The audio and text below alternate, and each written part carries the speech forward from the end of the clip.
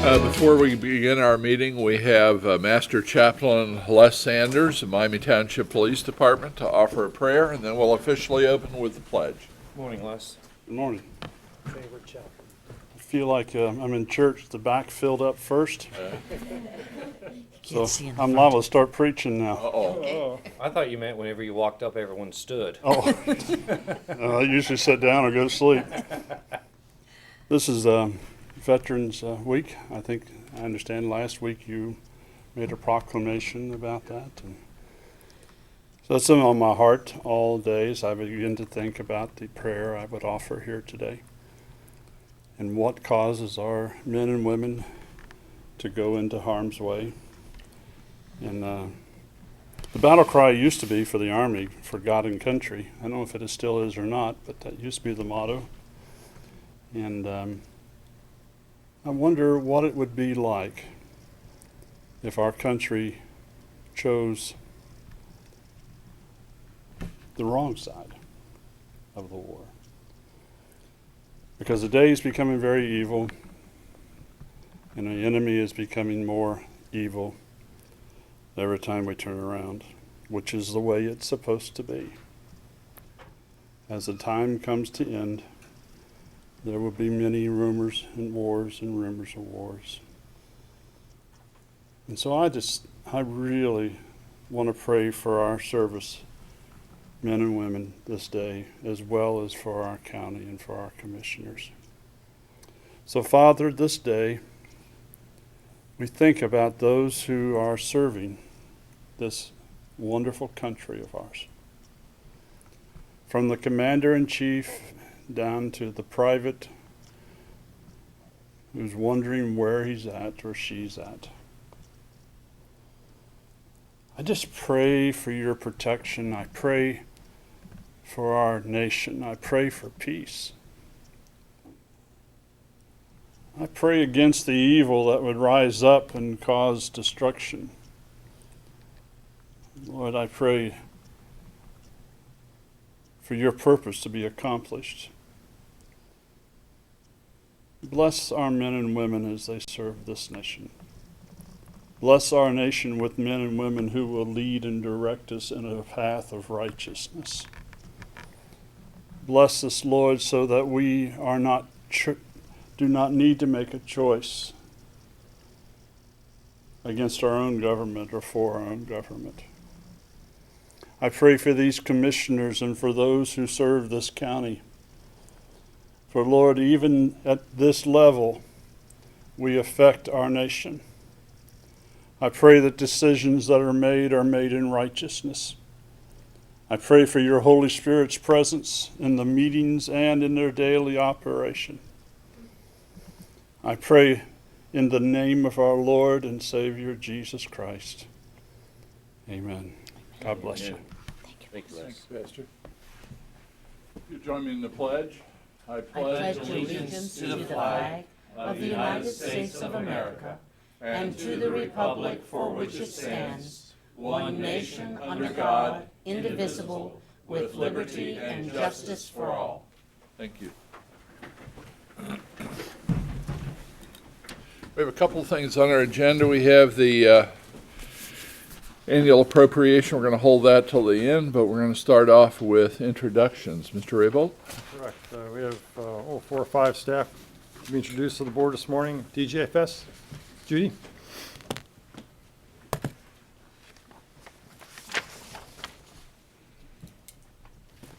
Good morning. Morning. Morning. I'm Judy Eschman with Job and Family Services, and this morning I have the pleasure of introducing 3 new members to our team. All 3 ladies will be working in children's services. First I have, get your paper, Alicia Fisher. Alicia has a bachelor's degree from the University of Cincinnati. Her major of study is criminal justice. She also has a certificate in substance abuse counseling, and she did some internship with Clermont County's Victims Advocates Office. So we're very happy that she's joined us. Awesome. Welcome.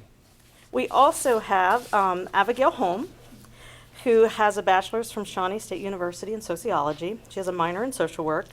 In her senior year, she completed an internship with Scioto County Counseling Center. We're glad to have her. And then Kimberly Henson has a bachelor's from Northern Kentucky University in Social Work and Human Resources. She's interned with Clermont County's Juvenile Probation, and she has 8 years' experience working at St. Joseph's Orphanage as a therapeutic group leader. So these three ladies bring lots of experience to our agency, so we're very excited to have them. Good, welcome. Welcome to the team. Thanks for you. joining us. Thank you for what you all do. And congratulations on winning the levy. Next up, we have Karen.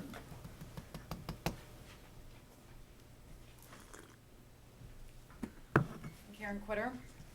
This is Jeff Weaver. He will be our cabling technician replacing Scotty, who's retiring at the end of the year. Jeff is a Batavia resident and a former Millicron employee. Good. Awesome, welcome. Welcome, Jeff.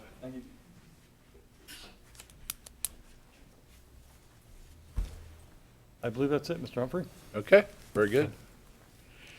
Then the next order of business is to pay our bills. Resolution 166-15 in the amount of $1,336,865.47. Do we have a motion to adopt Resolution 166-15? So moved. I'll second the motion. Mr. Proud? Yay. Mr. Yubel? Yes. Mr. Humphrey? Aye. Next item 2. Connie? Good morning. Good morning. Connie Tibby with the Department of Job and Family Services. Item number 2 is the recommendation of Judy Eshman, Director to the Department of Job and Family Services, with the concurrence of Stephen H. Raybold, County Administrator, to execute an amendment to the 4D service contract by and between the Department of Job and Family Services, Child Support Enforcement Division, and the Clermont County Clerk of Common Pleas Court, Batavia, Ohio, previously ratified by the Board of County Commissioners on March the 4th of 2015, for the provision of services on behalf of the Department of Job and Family Services, Child Support Enforcement Division, including filing, docketing, recording, issuing service, and issuing notice of service, which represents 1, an increase in the unit rate from $19.36 to $26.59 per unit hour, and 2, an increase in the total cost not to exceed from $56,131.48 to $94,075.93, with all of the terms and conditions of the aforestated 4D service contract to remain in full force and effect. Well, that's a pretty significant Yeah. increase. Is there a reason for that?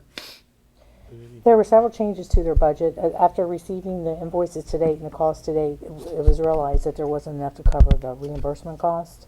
The most significant change, I believe, was a change in their maintenance, where they added some service to their maintenance contract.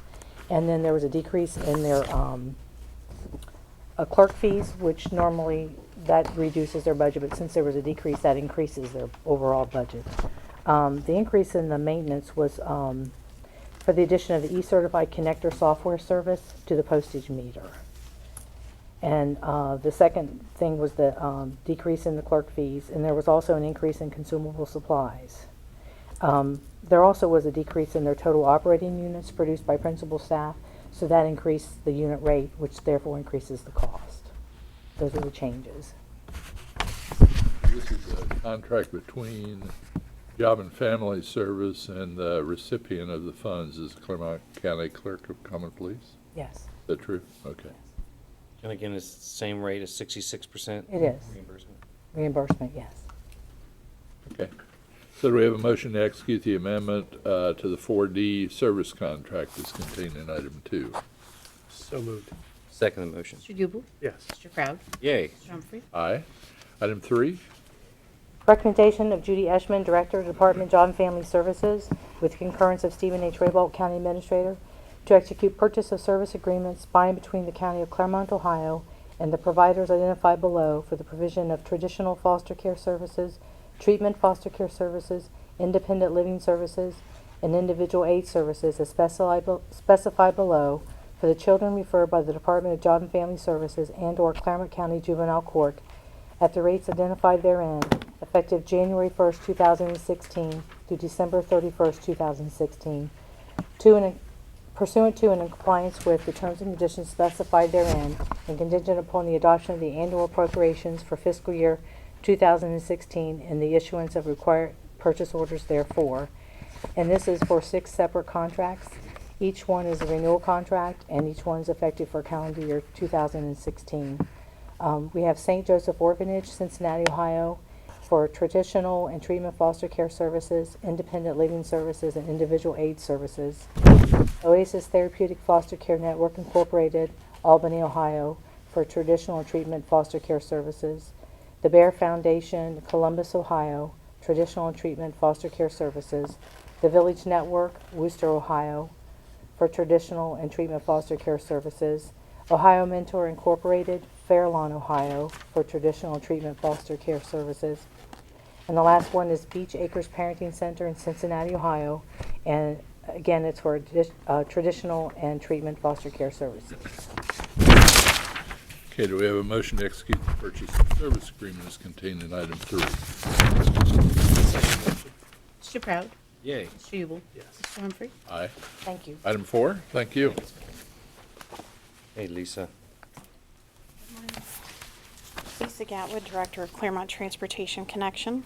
It's my recommendation, with the concurrence of Stephen H. Raybold, County Administrator, to authorize Edwin H. Humphrey, President of the Board of County Commissioners, or in his absence, any other member of the County Commissioners, to execute the 2016 Unified Carrier Registration with the Public Utilities Commission of Ohio in Columbus, Ohio, relative to the operation of interstate transportation services in the amount of $1,576 for calendar year 2016, pursuant to and in compliance with the terms and conditions set forth therein.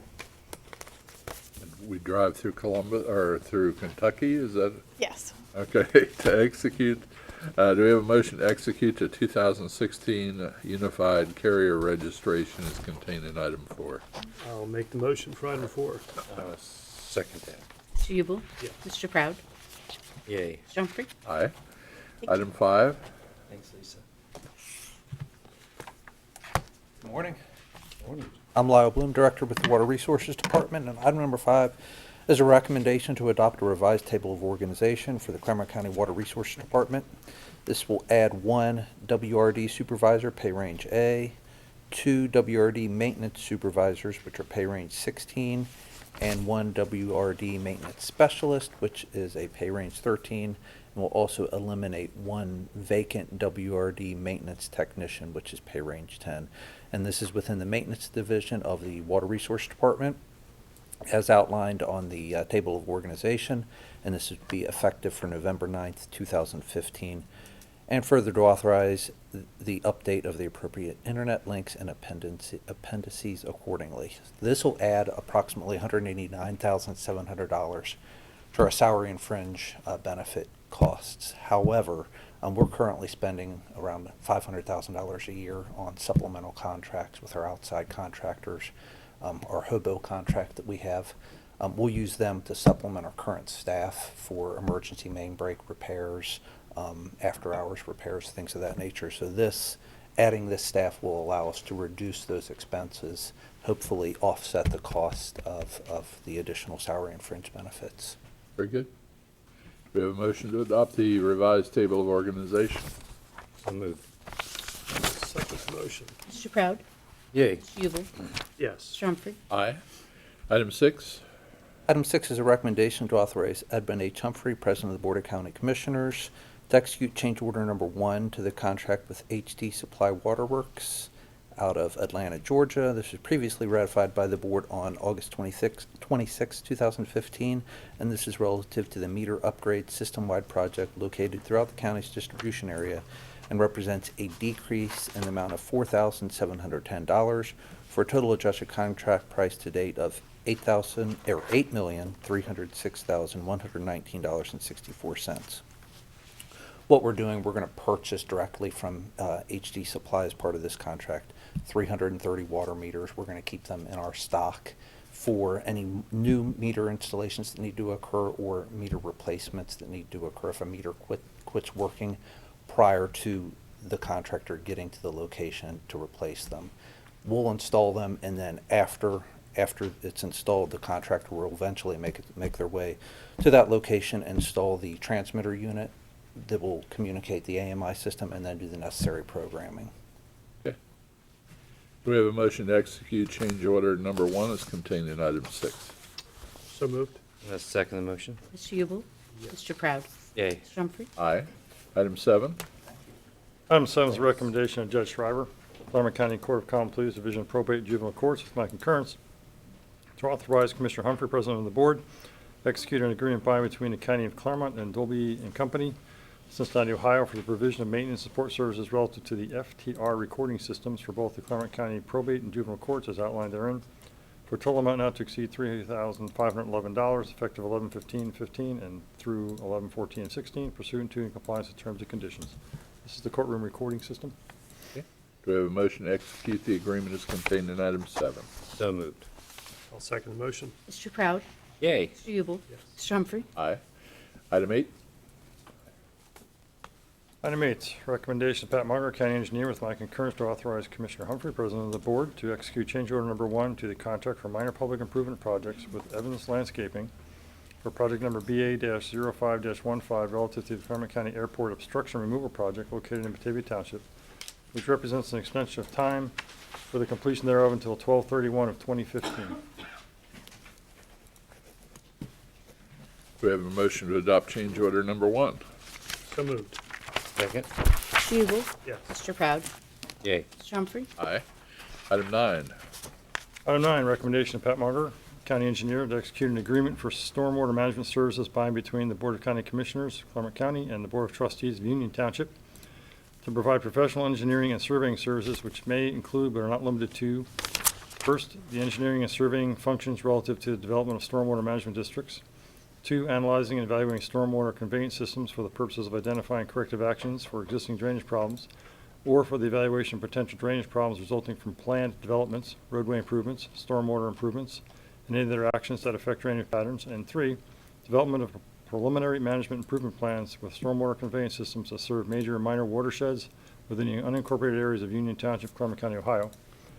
This is stated in the scope of services identified as Exhibit A, attached thereto, made part thereof, in the amount of $15,000 even, to become effective retroactive to 1/1/2015, and to automatically renew for additional 1-year periods unless either party gives 60-day notice prior to the calendar year of its desire not to renew this agreement, which the Board of Trustees of Union Township may terminate this agreement upon failure of the Board of County Commissioners to maintain a contract with the Clermont County Engineer to provide stormwater management services pursuant to the terms and conditions and in compliance with Section 307.15 of the Ohio Revised Code. If the board recalls, earlier this year, we did adopt that section to create a contract with the county engineer to do the stormwater services. This is an extension of that contract, and the dollar amounts are included in the original $35,000 contract. So this is just, the trustees have signed off on this agreement already, and now the board is ratifying that. Okay. We have a motion to execute the agreement for stormwater management services as contained in item 9. So moved. I'll second the motion. Mr. Proud? Yay. Mr. Ubel? Yes. Mr. Humphrey? Aye. Item 10.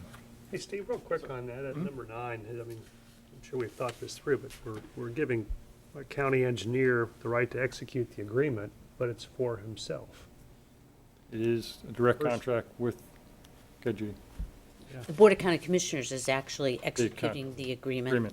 correct. By and between the township trustees of Union and the county for these services. So it's actually Union Township that's contracting with Us. Pat Longer personally, though. Actually, it's with us. This format of this agreement is very similar to agreements we've done with Monroe and Washington and Pierce and Batavia, where we've done either conjointly roadway improvements where they've participated, either financially or otherwise towards it. And this is the format that's been used, but it has been modified to address stormwater management. So the contract's between the Board of Commissioners and Union Township It is. On behalf of. on behalf of the county engineer. It is To- for his the service. county engineer to provide those services that are outlined in the scope of services, which is reiterated in this motion. Okay. I mean, the board's a contractual authority, period. We are, but the contract is by and between the county Right. commissioners and the Union Township trustees. It involves the services of the county engineer in and as it relates to stormwater management. Okay, David? Okay. Item 10? Item 10, my recommendation to acknowledge the receipt of notifications from Pat Munger, County Engineer, on 11/4 of his determination to close the following roads to through traffic. First, we have the Frank Willis Memorial Road. We have Branch Hill Loveland Road, James Flora Road. Okay. We have a motion to acknowledge the receipt of the notifications of road closures as contained in item 10. I'll make the motion. Second. Mr. Yubel? Yes. Mr. Proud? Yay. Mr. Humphrey? Aye. Item 11? Good morning. The recommendation of D. Vincent Ferris, prosecuting attorney, with the concurrence of Stephen Raybolt, county administrator, to authorize Edwin Humphrey, president of the Board of County Commissioners, to execute the 2015-2016 Victims of Crime Act, VOCA, and State Victims Assistance Act, the SVAA, grant award and acceptance forms for the state grant numbers 2015, VOCA 198-11285 and 2015 SVAA 198-11288, respectively, as required for Ohio Crime Victim Assistance funds from the State of Ohio, Office of the Ohio Attorney General, Crime Victims Assistance and Prevention, 150 East Gay Street, Columbus, Ohio, for the continuation of the advocate programs to provide and extend victim advocate services to the Clermont County Court of Common Pleas, the Clermont County Municipal Court, implemented by the prosecuting attorney in the amount of $141,464.32 with a required cash match of $35,366.08 to be provided from the 2015-2016 general fund appropriation for the prosecuting attorney for a total VOCA program amount of $1,776,830.40 for an amount of $6,586 for the SVAA program with no local cash match required for the period of October 1st, 2015 through September 30th, 2016, in concert with the application approved by the Board of County Commissioners on June 24th, 2015, and pursuant to and in compliance with the terms and conditions set forth therein. Thank you. We have a motion to execute the grant award and acceptance forms as contained in item 11. So moved. I'll second the motion. Mr. Proud? Yay. Mr. Yubel? Yes. Mr. Humphrey? Aye. Thank Item- You. Thank you. Item number 12? Judy? On October 14th, the Board of County Commissioners heard the petition for annexation that was submitted to the board and acknowledged on July 21st, 2015 by Michael Manier, an attorney at law for and on behalf of William Randall Wade, the designated agent for the petitioners, William Randall Wade, successor trustee of Charlene Hawthorne Living Trust, dated June 3rd, 1998. Redstone Properties in care of Louis Lubenstein, and Stonegate Development at 32 LLC, who are three of the four owners of the described real estate in the petition sought to be annexed, and for which the Ohio Department of Transportation was listed thereon, but is not considered an owner as defined in section 70902E of the Ohio Revised Code. And the board had no opposition received for that annexation, either in writing or in person, and or any indication whatsoever that there was any opposition at all. And so the time frame of 30 days from the date of that public hearing is upon us, and the board can resolve to grant or deny the petition pursuant to and in compliance with section 709033 A of the Ohio Revised Code, which is the 7 steps that indicate whether or not the annexation has met the requirements of the statute. Do we have a motion to adopt Resolution 167-15, resolving to grant the petition of annexation? And just for the record, excuse me, I'd like to say that although Commissioner Proud was unable to be at the hearing, he has had the opportunity to view the hearing and therefore is eligible to participate in the vote thereon. Do we have a motion to adopt Resolution 167-15, resolving to grant the petition for annexation? I will make that motion. I'll second the motion. Mr. Yubel? Yes. Mr. Proud? Yay. Mr. Humphrey? Aye. And item 13. Marshall. Suki Sheets with the Office Management and Budget, and item 13 are our financials for the week.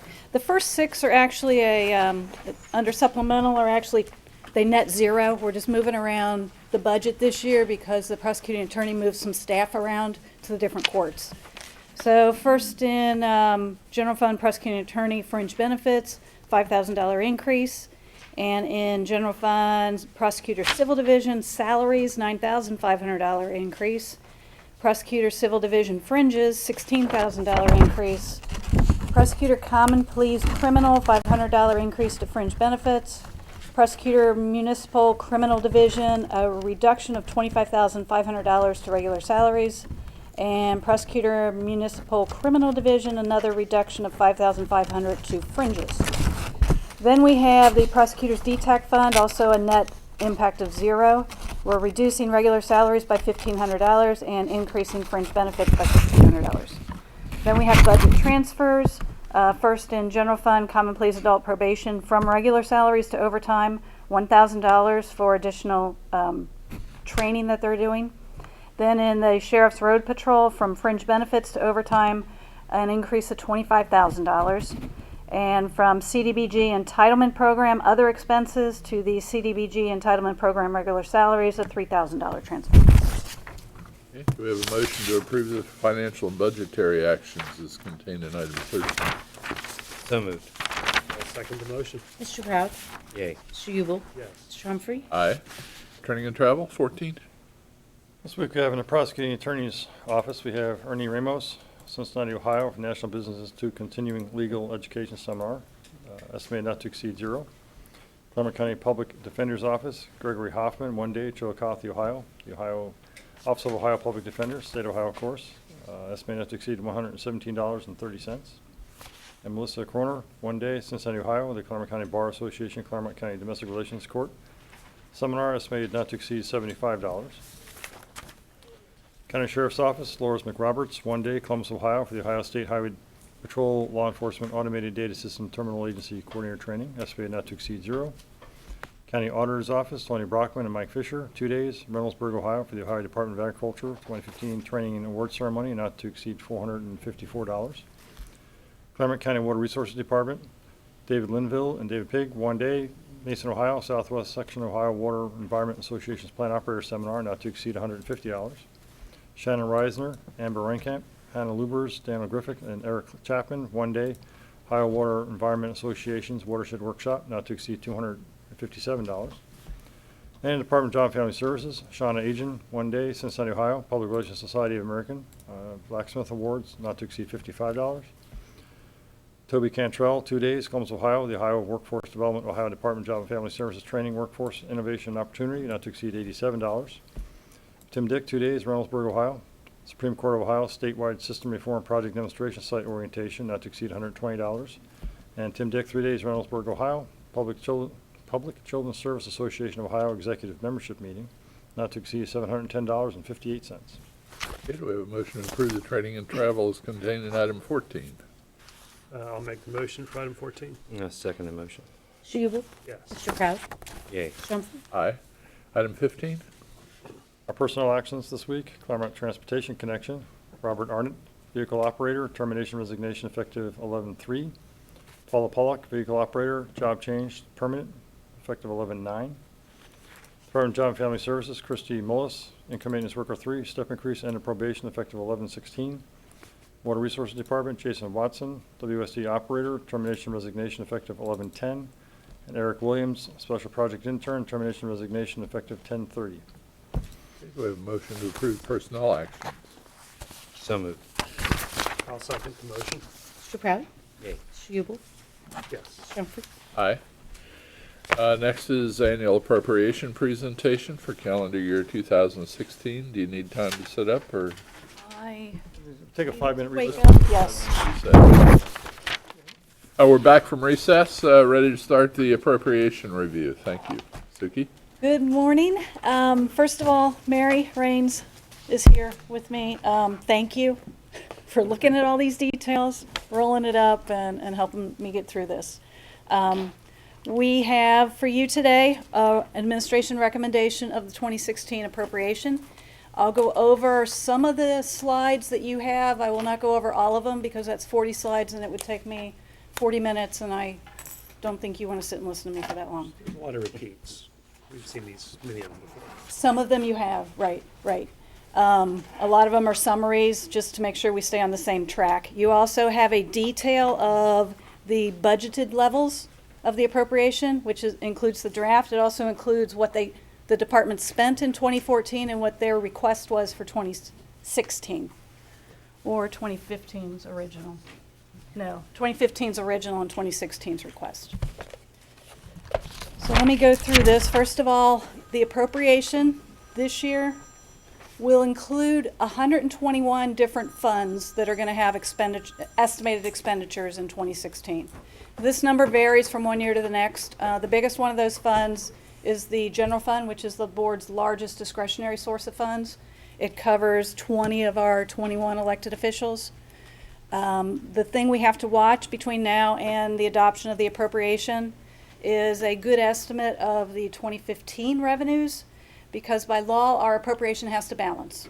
We have to have, at the end of the year, enough cash on hand that's not encumbered under purchase orders, plus enough estimated revenues in 2016 to support the appropriation that we adopt in a week.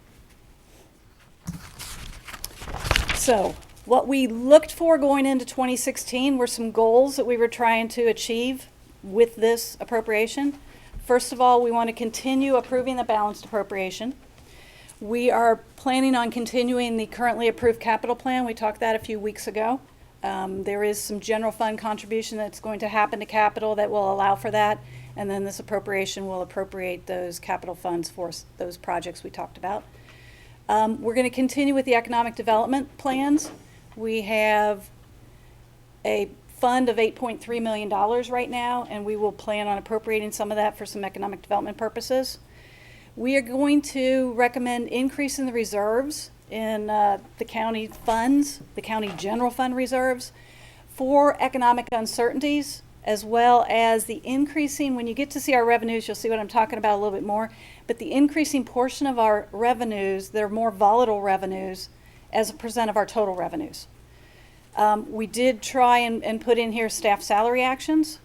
We included a restoration of 2 more previously unfunded sheriff deputy positions in 2010.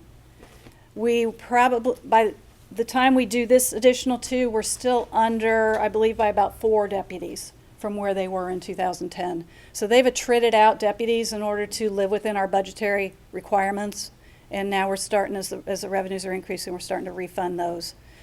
We do have in 2016 a full year of funding of the additional jail beds that were open this year. We have facilities management staff increases. There's 2 additional positions in facilities to help out. And then the restoration of an also previously unfunded building inspector, also due to attrition in our downward trend of revenues that we'll be replacing going into 16. So when we talk about general fund appropriation, of the total appropriation, general fund's about 24%. And like I said, it supports 20 of the 21 elected officials. And the one elected official being county. The engineer, the county engineer. He has his own source of funds for motor vehicle and gas tax, and that's what keeps him running. We have the same budget principles, so I'm not going to go into details on these. I just want to lay them out for you again. We're maintaining the distinction between operating and non-operating, with our non-operating being our designated or restricted funds, our one-time expenditures or one-time revenues, and our loan type monies that we use to advance. You see advances throughout the year to other funds. Planning on continuing to limit our general fund operating appropriations to our operating revenue estimates. What that means for 2016 is we're going to look at our 2015 operating revenues and use that, because it's money we know, pretty much we know will be in hand, to limit our next year. So we're not spending any more than we know we're going to bring in. And what that means to us is $53.2 million is what we're having going into 2016. To give you a frame of reference, in 2014, it was $50.5 million. We have this year estimated then at 53.2, and you'll see in a minute that next year estimates are going to go up to 53.9. So we are on an upward trend, which is a nice change from where we've been. looks like a 5% increase from last year to this year, and then we have about a 1.5 going into next year.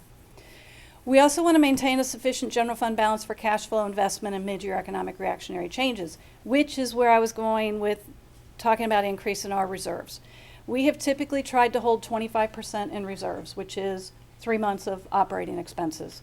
With the changes that we have and the potential, the uncertainty in the future, you talk to different people and they'll tell you different things, but pretty much everyone's saying at some point in time it's going to drop back off. It's just a matter of when and how bad. Some of them are saying it's going to be worse than what we saw in 2009. So what we're doing with this appropriation, and it'll be displayed a little bit better here in a minute, is we're recommending an increase from our 25% reserve to a 33% reserve to give us 4 months of operating expenses. Back in 2012, the ORC actually changed with regard to this kind of a thing. Prior to 2012, the Ohio Revised Code allowed the county commissioners to establish a budget stabilization reserve fund and appropriate that or fund that at a level of 5% of our operating expenses. They changed that in 2012 to 1/6 or 16.7% of our operating expenses. So you're gonna see a transfer before the end of the year it'll probably be next week when we do the appropriation, to move some of our general fund reserves over to this budget stabilization fund to get that just up to 10%. We'll take it from our 5% from when we originally established it back in 2002 to 10%. So it'll be a $3 million increase, but it's still general fund reserves. We still look at it when we're trying to meet our 33% target. And the budget stabilization may be used for? It can be used for any fluctuations in the budget the board needs. What the difference between it and the general fund is the budget stabilization fund does not have to be considered part of our amended certificate of resources for appropriation purposes. But you can appropriate and transfer money out of there whenever it's necessary to cover general fund or wherever you think it needs to go. So Suki, if I understand this, in the past, we've used 25% in reserves, 3 Right. months. And you're gonna increase it to 33%, which is 4 months. Right. Does that require a motion? Is that just an informal? We have not, that's why I call this budget principles. We don't have an official handwritten document policy that we've adopted, so it doesn't require anything formal to do this. We'll just start monitoring to that level. So what you're telling us is it's reflected in the budget that we're. It will be. And that's how we establish it, is it's reflected in the budget. Right. When we do our budget, we're going to try and hold to that level. Yep. With these two, with both the general fund balance as well as the budget stabilization together. Keeping in mind, we still have a couple other reserves out there, the sick and vacation liability fund, that we continue to estimate the needs of the general fund for those higher payouts. So that takes care of another piece. Those I don't typically include when we're talking reserves. So let me show you why we can do what we've done. And this is why I'm asking you to increase the reserves. Sales tax now, with the growth that we're looking for in 2016, which was I've increased it to a 5% growth. We're going to achieve just over a 9% growth this year. Sales tax is now 49% of our general fund revenues. It makes me a little bit nervous because sales tax is based on purchases in Clermont County. We are starting to get some Amazon purchases, so those may be done over the web, but a lot of it has been the box store, the brick and mortar purchases. We have a large area up in our East Gate that is where a lot of our sales tax comes from. And with it all being in one location, it's a little risky. Well, that's the volatile part you were talking about. That's the volatile part. That's what scares me, okay? Steve worries about tornadoes for one end. I worry about it, just keep it away from Eastgate. You know, don't let the tornado hit Eastgate, we'll be okay. If Eastgate gets hit by a tornado, our sales tax revenues go in the tanker. So of the 49%, about how much of that is auto? Do you have a significant part? It's not it's a good part. I wouldn't say it's significant. 10%? No. I'll get that for you for next week. Single I can't, digits. It's not critical. off the top of my head, I don't know. But yeah, Auto's now, Auto's the one strange one where it doesn't, they don't care where it's sold, it's where the resident lives that buys the car. Right. So, so that is a good thing for us. We know the auto sales tax we're getting is for our citizens. It doesn't matter where they go and buy their car. So you can go to Kentucky or King's Auto Mall and we still get the sales tax here. There's no auto sales are about double where they were in 9, 10, so I just wondered, Yeah. We took a hit on auto sales after the Great Recession? cash for clunkers too. Oh, okay. You know, the question we've had for years now is about, are we getting all of our sales tax? That's still a concern, and it is almost impossible to monitor. The state has put out additional information on their website, the State Department of Taxation, but it's still not store by store, or it's still not a comparison that we can look at and say, yes, we're getting them all. You know, we were talking about But they- because of our zip codes. Right. Our zip codes cross county lines. So a lot of these sales tax programs that retail outlets have, they buy these programs. And it's the software company that's responsible for updating them. So you put in a street, that street could potentially have a Hamilton County and a Clermont County split on it because of the way we're laid out here. And we have found some, you're right, we have found some that are ours. But it's not something that I can't even quantify what that potential would be. yeah. On auto sales, I think they started geographically actually pinpointing the location, so they got a lot cleaner about it. You have to. But general sales, we're still not sure Right. where the store is. All right, so we've talked about sales tax. Our next biggest has still been the same piece, which is what we call our charges for services. This contains, the largest one in here is our conveyance fee, which happens with property transfers. Then we have indirect costs, which is our bill backs to the other funds for the general fund support. Then we have the auditor treasurer fees, which are a reflection of the tax collections. And the last largest one is our clerk of courts fees. So those are the four big ones in the charges for services. Property tax itself is explained. That's not the word I want, but that's the word. Thank you, explanatory. Intergovernmental is another one that we kind of keep our eyes on. In that revenue estimate is $2.3 million for the casino, which will be a little bit down from where we're going to be this year. Local governments in there, as well as the homestead rollback. Well, the homestead rollback is really related to property taxes, but it comes from the state, so it's called intergovernmental. So those are our big pieces going into next year. But you will see, I said 53.2 for this year, where we do see about a $700,000 increase going into next year. This chart I used to show, and I still am, at least for another year or so.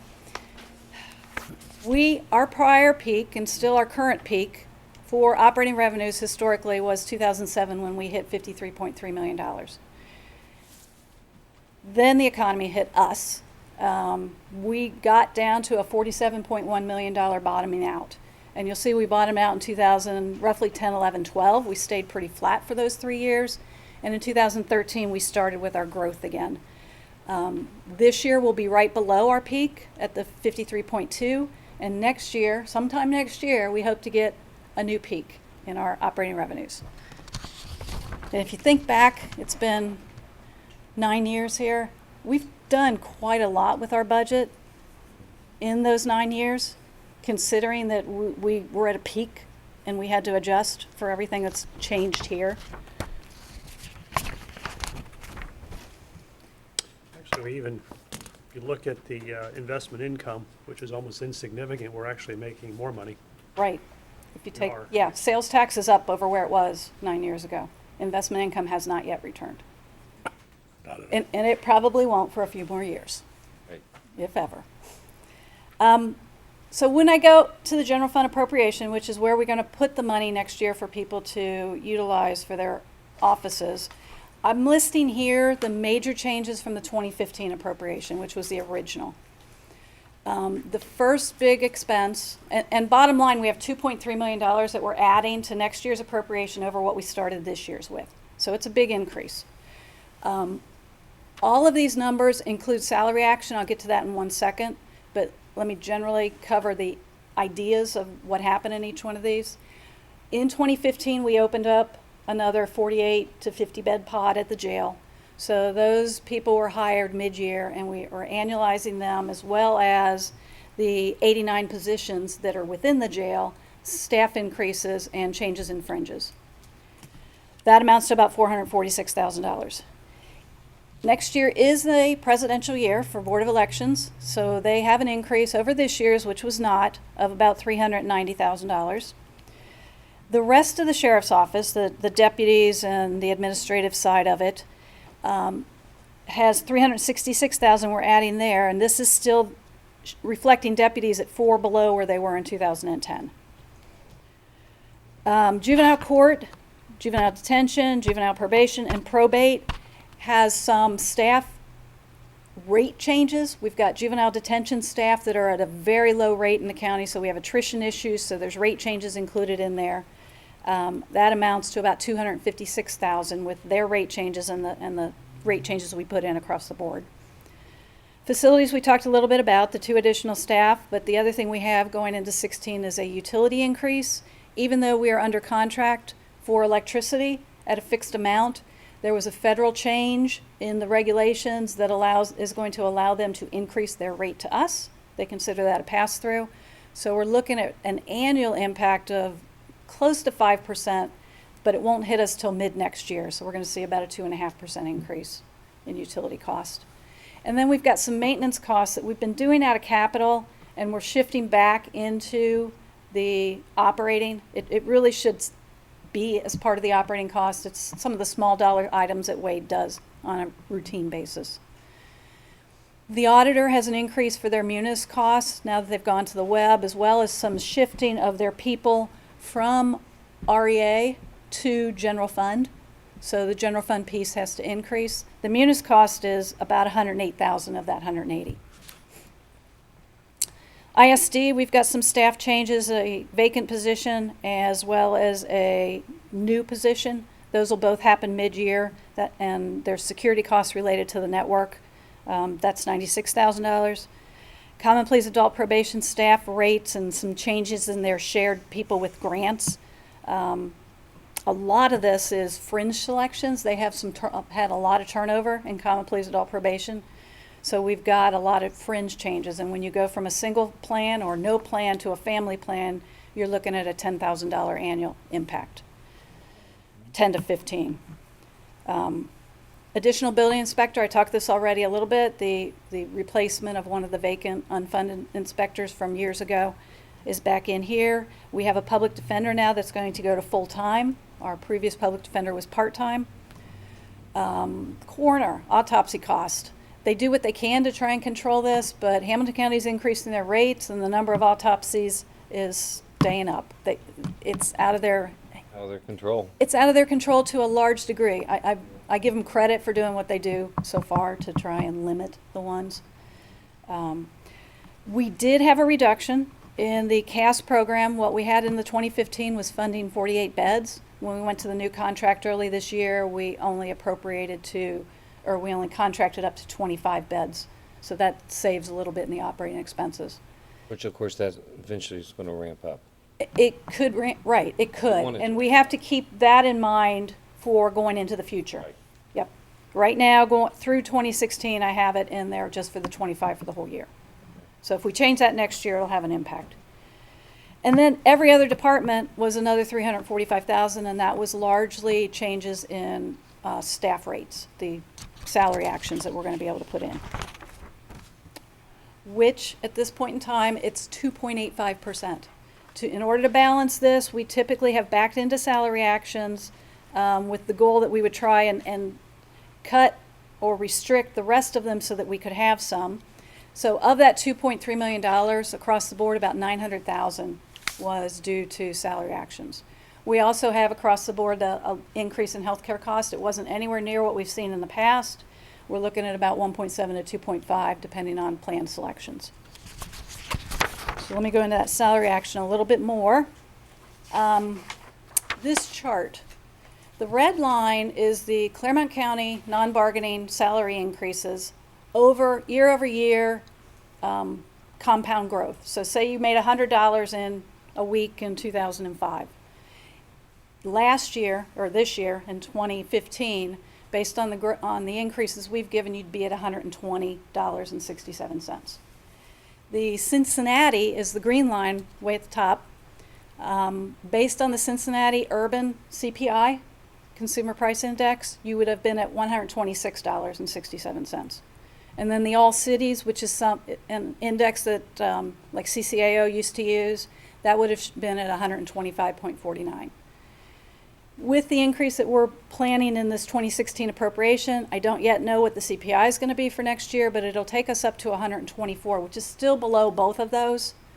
We haven't recovered, like Bob, you said before, we won't. We may not. You've seen we've trended below it.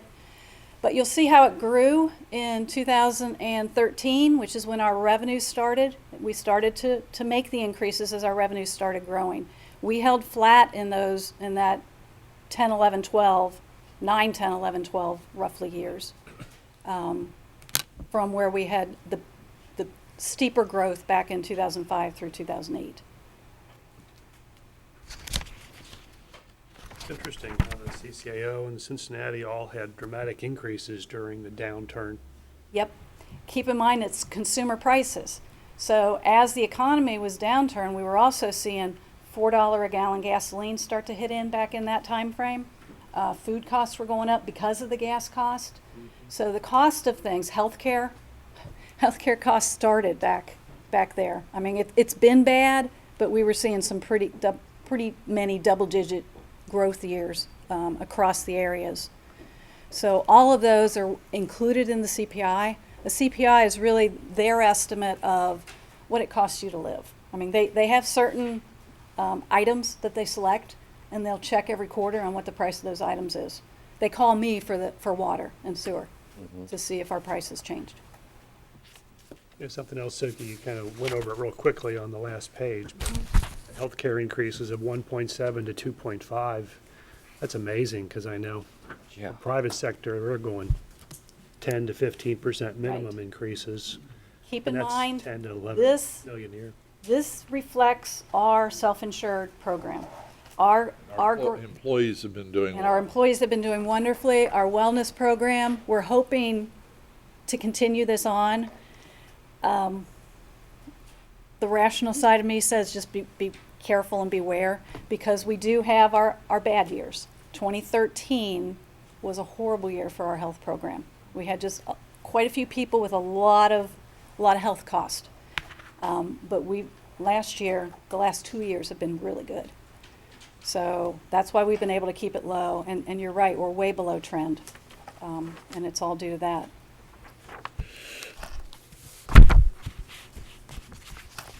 So if we look at where our monies go across the board to different functions that the board's responsible for providing resources for, criminal justice is still our largest piece, with judicial right behind it.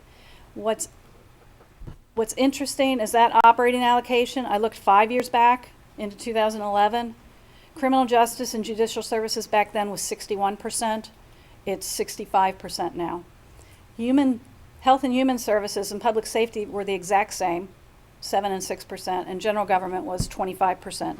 So the reductions have been in the general government area to cover the increases in the criminal and judicial, which that's been a trend we've been seeing. Now you have in your packages a lot of tables that summarize each one of these pies down to division levels. I'm not going to go over that today, but it gives you an idea of, by division within criminal justice, what they spent last year, what we gave them this year as an original appropriation, and what we're proposing.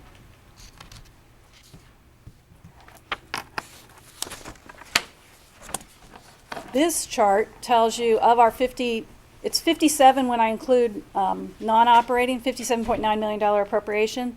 70% is personnel cost. That is exactly the same as what it was 5 years ago. So our personnel cost hasn't changed. It's taken 70% of the general fund appropriation. When I look at general fund in total, to give you an idea of what's going on next year, you see the revenue estimates at 56 when we include non-operating. You see the 2016, that should be proposed appropriation at 57.9 for an anticipated draw on the fund of $1.8 million. Now, 1.7 of that will be our transfer of the conveyance fee that's restricted for economic development. We're going to move that to the CIC next year. So that's part of the $2.5 million drawdown, and that's the biggest change. The rest of the non-operating draws are either one-time, where we have some crossover of staffing, backfilling before someone actually leaves for training purposes. We're considering that non-operating because that's a one-time expense that won't continue to occur at those levels. And then the difference between what we loan out in advances and what we receive back. Does that include the transfer? The transfer to budget stabilization will happen this year, so no, it's not in here, but here, I'll show you. When I get to the cash chart, you'll see that.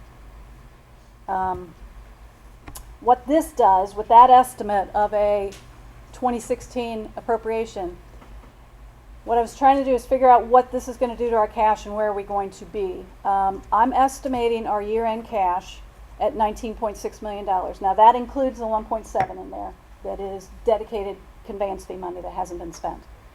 With these operating revenues, non-operating revenues, operating and non-operating expenses, the 2016 year-end balance will be 7.8, but only 200,000 of that will be restricted for the development purposes because we've moved out 1.7. That's just the current year increase in conveyance fee over economic development expenses.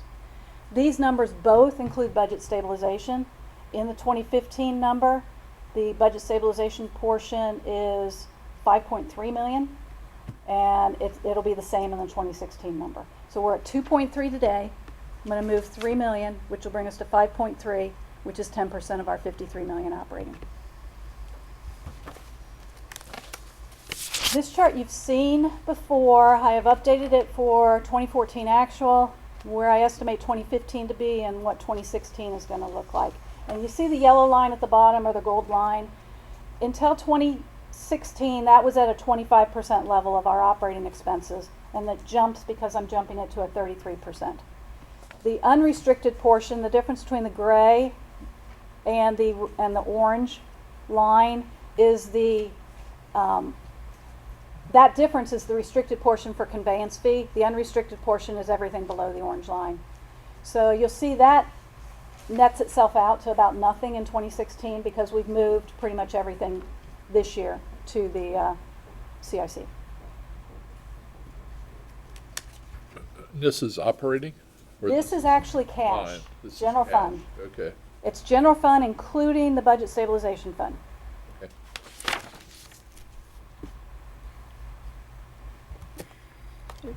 Wrong one. Alrighty. Okay, that was one. We've got another 120 funds. Guess what? I'm not going there. Although, now I have to hit enter. There we go.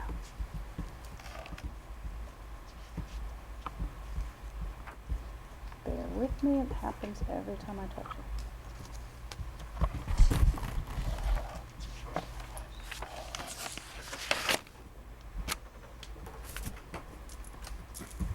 I don't have a mouse. It's telling you just go to the summary. I would if I could. Here. Now I have a mouse. Lose your mouse? I did. I lost my mouse.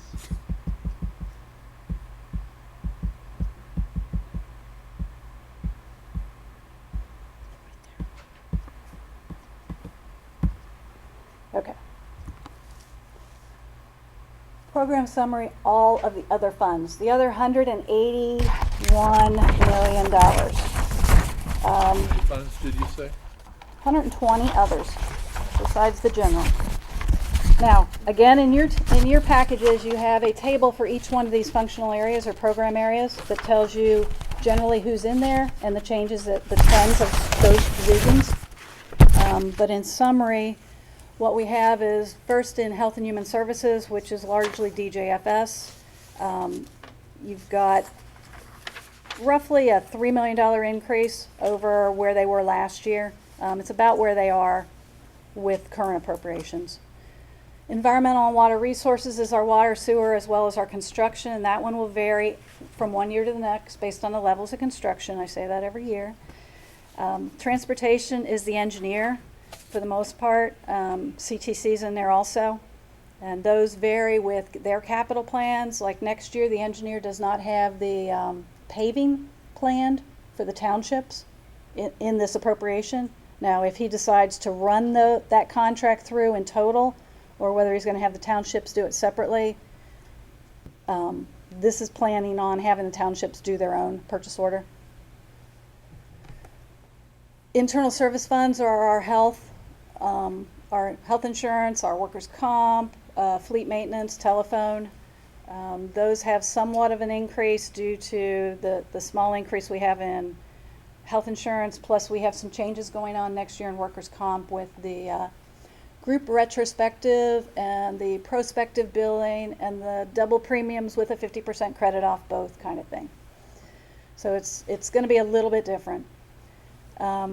General government, the reason you see that growth from 13 to 15 to 17 is because county capital's in there, and what we have in some of the 15 didn't get done, so it's going to be appropriated again in 16. So we have that $10 million rough or more in 2016 appropriation. Community and Economic Development is our Planning and Development Fund and CDBG, and this $8 million, $8.5 million, we've got the CDBG going up to an entitlement, which is about $1.5 million, and the other 7 is for the development investment. Criminal justice is pretty flat. Improvement districts, those are our RIDs. Those will always continue to show some level of growth until all the subdivisions are built out. Judicial services doesn't change terribly much. That's mostly computerization type things in the courts. Special assessments is related to debt, and you've got small amounts for public safety and parks. So there's 182 million in the other funds.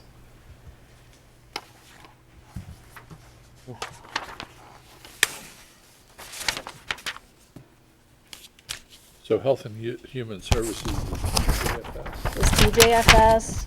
Yep. If you go to your Still have in the budget, line items like the TB clinic. that's in general fund. Yeah, we still have that one. The other big ones in health, Handicapped children, all those are still in there. that's general fund. Okay. DJFS, developmental disabilities, mental health are the 3 big ones in Health and Human Services. These are their outside funds.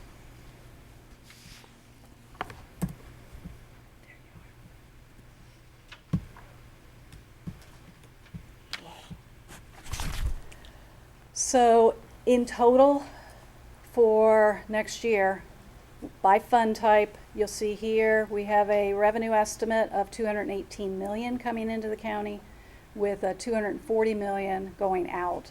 So it's a draw, right now it's a planned draw of $22 million. A lot of that's our capital projects, and the rest of it are, well, like developmental disabilities and mental health both plan a $2+ million draw on their funds, and that'll change once mental health levy starts up in 2017, and then DD will be determined. In the special revenue funds, it's REA has a planned draw, DJFS has a planned draw, municipal court computerization. And then we talked already a little bit about our non-operating.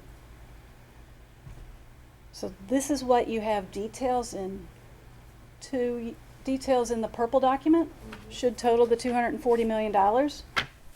The thing that we will monitor between now and the end of the year will be the revenues, in order to make sure that the revenues are in the right year, that we have 2015's that's going to come in planned, and if we have to move some of that to 16, we'll change this revenue estimate, but you don't appropriate the revenues.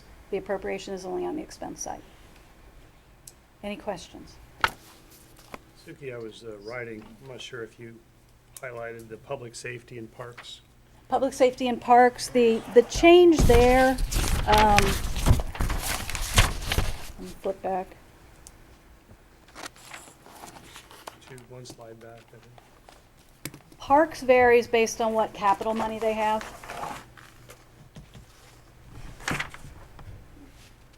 Public safety, the big expense, thank you, Judy, is back in 2014, we spent a lot of the wireless 911 money. And we have that reduced now. It was about $800,000 back in 2014. We have that reduced to about $200,000 going into 16. Because it was built up over the years. And we spent it on some capital items. And then there was FEMA, was another $500,000 back in 2014, and that hasn't had to happen, thank goodness. That was a reimbursement for There's a reimbursement from, tornado. yes, yes. The late reimbursement, March. and we finally paid it out back to the departments that were reimbursed in 2014. So, we don't have that appropriated. We don't plan to get FEMA money. Then the parks, you said it dropped almost 300,000? Yes, his, it's his capital, now it shows as his operating. Mary, do you remember, did he move money from operating to capital? He had new capital funds set up, so part of that expenditure, I don't even think I'm not gonna hit this, would have been his transfer to his capital funds.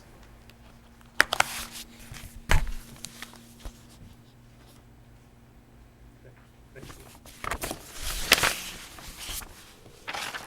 you. Any other questions? When do we plan to actually approve? November 18th. November the 18th? So you have it, we can put it out on our web so that the other departments can look at it. We'll distribute it to the other departments also. We've told most of them, what was nicer this year is we could handle most of the requests. There were still some that we weren't able to build into here. But for the most part, a lot of people received the majority of what they requested. So Wednesday next week, yes. Please, Wednesday next week. Wednesday next week. Yep. Of course, recognizing that the document's fluid, I know. very fluid. A little bit. Yeah. You'd think there would be a week or two in the year that we wouldn't have to do a budget adjustment, but Right. And we're praying for a very good Christmas shopping season. yes, yes. So, Shop early, shopped often, and shop local. Sure. spend much. Clermont County. Okay, so, I guess we'll have a brief recess while the minutes are prepared, Sounds good. and we'll come back and approve those. We're back from recess. We have the minutes in front of us. Do we have a motion to approve the minutes as prepared? So moved. I'll second the motion. Mr. Proud? Yay. Mr. Ubel? Yes. Mr. Humphrey? Aye. Do we have a motion to adjourn? I will make the motion to adjourn. I will second that. Mr. Ubel? Yes. Mr. Proud? Yay. Mr. Humphrey? Aye. That concludes our business for today. Thanks for joining us, and God bless. Hooday.